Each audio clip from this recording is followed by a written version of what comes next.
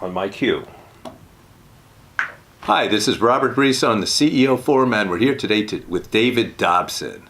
How are you, David? I'm fantastic, Robert. Thank you. And David is the CEO of Digital River. So talk about what the concept of Digital River is. Well, Digital River is a global e-commerce platform that we manage e-commerce transactions between our clients and their customers around the world. So we will process this year around $3.5 billion in gross revenue on behalf of our clients.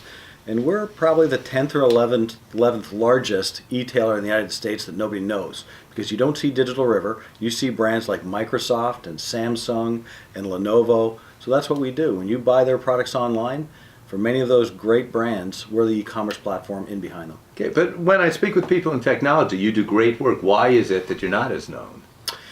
Well, I think it has to do with the fact that you don't see our brand, out there in the wild. We're behind the scenes. So think of us as the enabler of e-commerce for some of these great brands.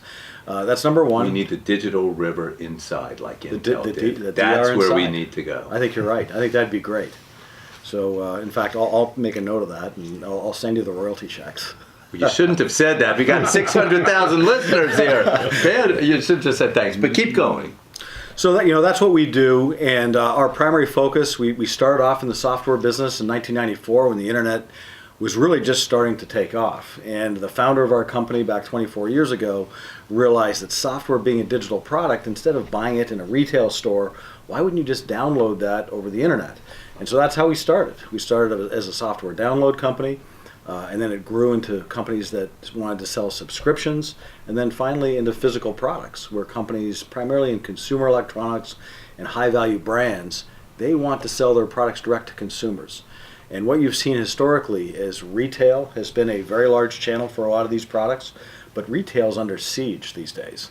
And primarily it's under siege because of companies and marketplaces like Amazon and Alibaba are changing the way consumers want to buy. And what those marketplaces are proving is that consumers will and want to buy almost everything over the internet. But our clients, these brands, are very nervous about that being the dominant channel. So they're all quickly moving to establish direct-to-consumer e-commerce channels, and that's what we do. So give me an example. One of your clients, what are you doing with them? Well, some of our largest clients, again, software companies like Microsoft or VMware, or consumer electronics brands like Lenovo in PCs or phones, or Samsung in TVs. Let's talk Samsung. Sure. What are you doing with Samsung? So we work closely with Samsung, where we actually power their e-commerce platform in the United States. So if you want to buy a wonderful new Samsung Galaxy S8 phone, you go on their website, Samsung.com, and as you go through and learn about their products, that's all Samsung technology. Oh, but I get it. So everything is scraped, so no one's ever going to know that it's Digital River. It's but it's all Samsung. It's all you Samsung. are exactly there, but you are the behind the scenes that's enabling the e-commerce to happen. So for you as the consumer, you're having a relationship with Samsung, you go down the purchase process. We're the ones that work with Samsung to present that shopping cart. Once you decide you want to buy that product, we're the ones that are doing the payment processing. We're the ones that are confirming back to you that the product will be delivered in 24 hours or 48 hours, whatever it happens to be, and making sure that process goes very well. So that's what our platform does. And behind the scenes, it's Digital River, but you as a consumer, that's a Samsung experience. So let's talk from your client's perspective. Is there any economic benefit of working with you, or why would these big companies outsource to? You're not as big as you're a big company, 1,500 people, but you're not the size of Samsung, Microsoft. Right. Why would they outsource it to you? There's three reasons why customers choose to do business with us. Number one is our total cost of ownership. So you as a chief executive officer, chief marketing officer, head of sales, chief information officer, it's in that group that you're deciding on when you want to sell your products directly to your customers, what type of platform do you use? And typically you can build it yourself, you can buy somebody's licensed software product from an IBM or an SAP, or you can choose a model like ours. We typically save our customers between 20 and 30% of what it would cost them to build their own e-commerce platform. So that's reason number one. Wait. Just go into that. How can you save that much? Well, we are a 100% multi-tenant software as a service company. So you've heard of companies like Salesforce.com. That's a SaaS company. We are a SaaS company. So we perform what we do on behalf of hundreds of clients. So we have enormous scale. I get it. We have enormous scale in what we do, and we'll run billions of dollars in gross revenue through our platform. So we get the benefit of technology scale. So that's reason number one. Number two. Number two is global. If you're a brand that wants to sell your product, not just in the United States, not just in North America, but around the world, we support selling our clients' products in 150 countries around the world in a more robust way than any of our competitors. So, for example, we just signed a deal about a year and a half ago with HTC. HTC is a company that sells smartphones, virtual reality products, and we signed a deal in November of 2015, and by February of 2016, we were selling their virtual reality products in 30 countries around the world. And that's unheard of. It's very difficult to do that on your own, and it's something we do better than any of our competitors. And we're very proud of that fact. So we have a very broad global footprint. And then the third reason is our business model. Very unique. So rather than being just a commerce platform, a technology platform, we are, for the vast majority of our clients, like over 95% of our clients, we're the merchant and seller of record. And you go, what does that mean, merchant and seller of record? It means that during that transaction, when you buy that phone from Samsung, we're the ones that are actually selling it. For that instant that you buy that product, we're selling it, which means that we're responsible for making sure that we collect the right tax. In the United States or in Europe or in Asia, we're responsible for compliance, to make sure that we protect that consumer information that's in our data warehouses and it doesn't get leaked or exposed. And that's really important. So we manage fraud on behalf of our clients. So being the merchant and seller of record is highly differentiating. So total cost of ownership, global footprint, and being the merchant and seller of record is really helpful because that's the heavy lifting and the complexity of commerce for our clients. This is Robert Reiss on the CEO Forum, where we speak with the CEOs who have reinvented the fabric of America. We're here today with David Dobson, who is the CEO of Digital River. So when you talk about this model, a lot of companies today, when I interview them, they tell me they're software companies. Let's say Siemens, Judy Marks said software company. Land O'Lakes, Chris Policinski said, oh no, we're really like a technology and a software company. It seems that everyone is becoming a software company in a sense. This probably bodes well for you because that's who you work with as your clients. Yeah, no, I've all my career, Robert, I've grown up in technology, either being on the side of supplying technology solutions to clients around the world, or in this case, being a service provider, serving technology brands and many different types of brands. And in my experience, technology is, a very powerful force that really helps automate a lot of what we do. Things like artificial intelligence and virtual reality are some of the most exciting new technologies that are going to completely change the way we buy and the way we interact with brands going forward, we believe. Well, that's what everyone wants to hear about. Yeah. CEOs are always asking me, how is AI going to change our world? How is VR going to change our world? Give some concrete examples of what could happen in people's companies. Well, I mean, an example, and a simple example of artificial intelligence, and I think we're very early innings on what AI can do. And, I won't talk about some of the incredible advances in medicine on how AI can be pervasive, but in retail and shopping and making decisions, in starting to understand what your preferences are as a consumer. I mean, we conduct transactions, we're talking, hundreds of millions of transactions, over a number of years. We get to understand what your preferences are. What do you like? What types of offers have resonated with you? And start providing that information. So it's almost like a predictive analytics. It becomes model. predictive. And, we always have to find that balance between privacy and what you want to share. But as you've opted in to sharing information about your preferences, I know when I get offers now from clients or customers that I choose or brands to choose to do business with, and they start tailoring their offerings to me based on my preferences, I find them more valuable. So that's one of the powerful ways that AI will change the way we buy products and how offers are presented to us. The second is virtual reality. And you've 1 minute left before break. Okay. The other is virtual reality. This is a very exciting area, and I'm going to talk about it for two reasons. One, we signed this deal with HTC, which announced a product last year, a very exciting product called the Vive, which is a virtual reality product. And we believe it has the power to transform the way we do retail.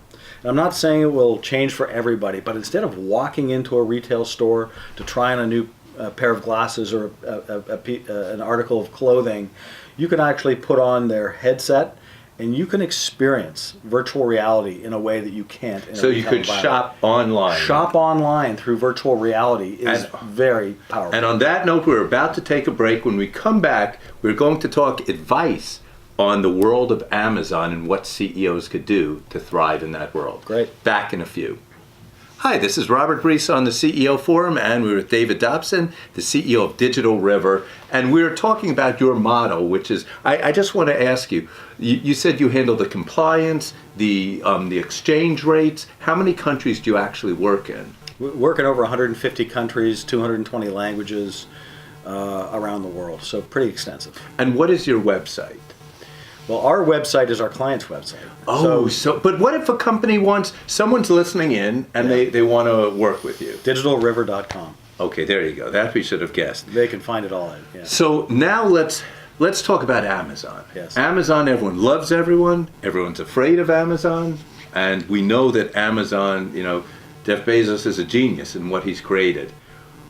Talk about what Amazon is doing and what advice you have to CEOs. They're listening in, they're running a company, how they can compete effectively in an Amazon-driven world. Right. Well, first off, to your point, nothing but respect for Amazon as far as they've completely transformed the retail buying experience. And it's created an enormous opportunity for my company and my clients. So I can't think of any of my customers, clients, I use the word synonymously. I can't think of any of my customers that don't use Amazon as a marketplace. But it's not the only channel. It's almost like many of them have gone from the retail channel has been a predominant channel, and they're not going to wholesale shift everything that was in retail over to a marketplace. My clients want to be able to put their products through channels that their customers want to buy. So retail stores are still relevant, but they're under siege, I think, these days as a result of what Amazon has done.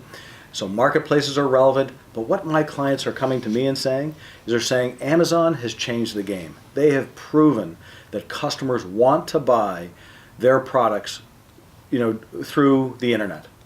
Amazon has set the bar on what that experience should be like in buying, as far as the quality of the buying experience, the time it takes to get that product. But what my clients want to do, they want to build a direct relationship with their customers. And quite frankly, I'll call it the Amazon effect, is creating tailwinds for our business, and it's the reason why we're growing so rapidly. And we've got so many clients talking to us and saying, we love what we do with Amazon, we love what we do in retail, but our customers are saying they want to have a direct relationship with our brand. So it's not an either or. I think you're seeing brands, world-class brands, have multiple routes to market. Mm-hmm. And what they're trying to do is they're satisfying how their customers want to buy, number one. And number two, quite frankly, they're controlling their own destiny, which is if I have a direct relationship with my customer, I know who they are, I collect information, I can market and upsell to those clients and establish a lifetime relationship. You can't necessarily do that in traditional retail. You can't do that in a marketplace. So that's the value that we bring to those brands. So for CEO, is there any first step that they should take? And don't say sign up with Digital River. No. But what is the first step that they should take to accelerate the success of how they're competing in this? Yeah, I would say the first thing is go out and talk to your customers and understand how their buying preferences are changing. And what they'll find is... Now, when you say talk to their customers, what if their customers are all B2C customers? How would you recommend they talk with them? Is that a social play? It could be an outreach play. They could have test panels where they actually bring in some of their consumers into a test panel. They could use social media. I would tell you that typically their channel partners will describe what their customers want. So understand how their buying behaviors are changing and understand what they expect of your brand. I think that's really important to understand, is why do they buy your product? And try to understand if they want to have the opportunity to have a relationship directly with you. And then start thinking about what would be the value of that relationship. Sometimes people think it could be a very profitable channel. And in fact, for many of our clients, their direct-to-consumer e-commerce channel is their most profitable channel. More profitable than retail, more profitable than a marketplace, but that's not the real reason why my customers are choosing a direct-to-consumer channel. It's because they want to have a direct relationship with their customer. They want to share information, they want to collect information, they want to see how their buyers respond to offerings. It's a very responsive channel to understand when you test something, you can go a different direction and learn from it very quickly. Let's shift over, David, to your leadership philosophy Sure. and experiences you've had. So you've worked major at IBM, Pitney Bowes, CA Technologies. What was a challenge you faced in business that you overcame, or maybe didn't overcome, Right. but you learned the lesson that shapes the very fabric of your DNA? Yeah, I would say probably the thing that comes to mind is I spent 19 years at IBM, and it was an incredible experience. I found that my training in 14 roles over 19 years was an incredible professional and personal experience. And my first job outside of IBM, I accepted the CEO role for a $100 million struggling software company called Corel Software. And I remember waking up in the middle of the night, almost in cold sweat, saying, "What have I done?" And it was just feeling alone. Feeling alone is that you look at the challenge that we have and how are we going to solve it. And I remember trying to approach all the problems on my own.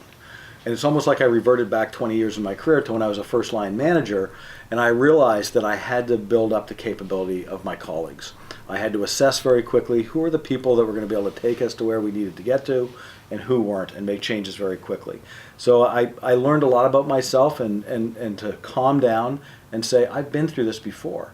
I've learned about the finance challenge or the human resource challenge or the marketing challenge or the sales challenge. So all these experiences, take a deep breath, say, you know how to get through this, and then over time build a team and share your experiences. That I've had some incredible experiences with a new team, and eventually we came through it, and we came through it very well. When you talk about your culture, you have about 1,500 people, and you are behind the scenes, you have an enormous fiduciary responsibility. Yes, we do. Because you are handling the infrastructure of all these great companies. You have 2 minutes left. Talk about your philosophy, what your team is like, and how they grow successfully to deliver the customer experience. Yeah, it's I hate to say it, it's overused, but it's culture. We try really hard at Digital River to be a customer, client-centric environment. And you can say that, you can put posters on your wall, but it's really how we as leadership behave. Do we walk the talk? I spend the vast majority of my time, when I'm not doing wonderful things like these interviews, I spend my time in front of my clients. And I'm sitting down with the CEOs or the CFOs or the head of sales, and I want to know directly from them, how are we doing? And so when I'm out in the trenches with my colleagues, my sales colleagues, my engineering colleagues, that's what gives them a sense for we're walking the talk, that we really are a client-centric company. And if there's a problem, don't hide it. Let me know. We'll fix it. Yeah. And it's really in line with your message about controlling your destiny, Yeah. which if there's one message, that's what CEOs all want. And what you're hearing, everyone, from Digital River is that the key to controlling your destiny is to make sure that you are close to your clients, like you as a CEO do, or like you help your clients engage with their actual customers. You've 30 seconds left. Any final words to CEOs? Well, look, my business advice, and I feel a little bit, not qualified to be able to provide advice to CEOs, but stay close to your customers. Really use the opportunity to be in close to the rank and file employees of your company, because if you're not, you're probably not getting the real insights of what's going on in your company. And there you have it. David, a pleasure having you on the CEO Forum. Thank you, Robert.